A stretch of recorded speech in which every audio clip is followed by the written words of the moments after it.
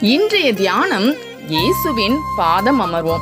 இயேசு கிறிஸ்து பாவிகளுக்கும் துரோகிகளுக்கும் நன்றி அறியாதவர்களுக்கும் நன்மை செய்கிறவராக கிராமங்களிலும் பட்டணங்களிலும் சுற்றித் திரிந்தார். ஒரு முறை தங்கள் கிராமத்திற்கு வந்த இயேசுவை மார்த்தாலும் மரியாளும் தங்கள் வீட்டிலே ஏற்றுக்கொண்டார்கள்.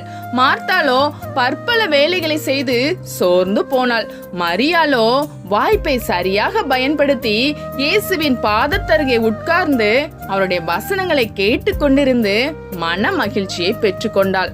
ஆம் பிரியமானவர்களே, நாமும் மரியாளை போல அவருடைய பாதத்திலே அமர்ந்து அவருடைய வசனங்களை தியானித்து கிருபைகளை பெற்றுக்கொள்வோம்.